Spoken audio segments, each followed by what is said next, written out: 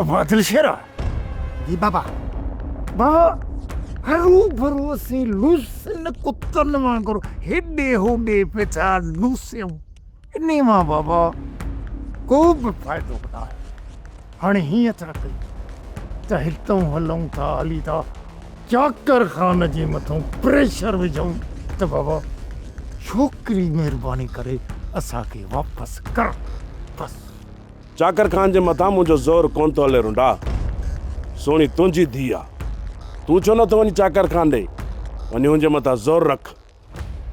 अरे मूं त सम्झो त वॾो गैरती पुटु आहीं, तुम्हें तो पहिरें नंबर जो बेगैरत निकिती। ज़बान के लगाम दे रुंडा। यार तिक्कू बाबो गड है या उठा जो ज़बान के लगाम दे। अरे छोरा हुन त धूड़ पाती पर तोरी लफोड़ा खड़ी रही मुझे मुंह में आया। ज़बान बंद करो। हाथ हाथ यार बाबा अरे बाबा जा पुट। अरे हाणे बस कर छोरा, मूंखे न कमीणे सां ॻाल्हाइण ॾे। अरे मूं हिन कमीणे बेगैरत इंसान जे भरोसे ते पंहिंजी न्याणी हिन जे पोयां कढी।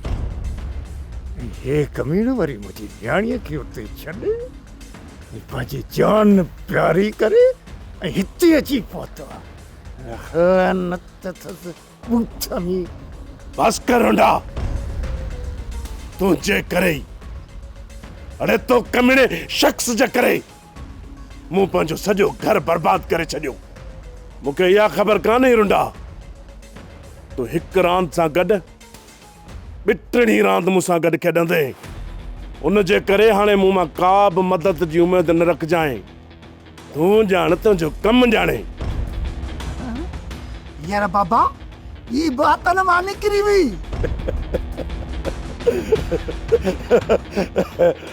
शेरा ही उहो लासी गॾा जंहिंजे पुठनि ते मूं अथर रखे छॾिया आहिनि। अथर हाणे जेसिताईं मां पंहिंजो वज़न हिन जे पुठनि ते न ढोईंदुसि न तेसिताईं मां हिन मां हथ न कढंदुसि।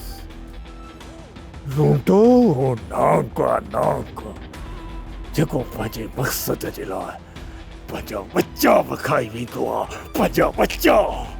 यार बाबा वॾो शातिर दिमाग़ अथई। सब्सक्राइब कयो असांजो ऑफिशियल यूट्यूब चैनल सिन टीवी HD ड्रामा ऐं वधीक अपडेट लाइ बेल आइकन खे क्लिक करियो।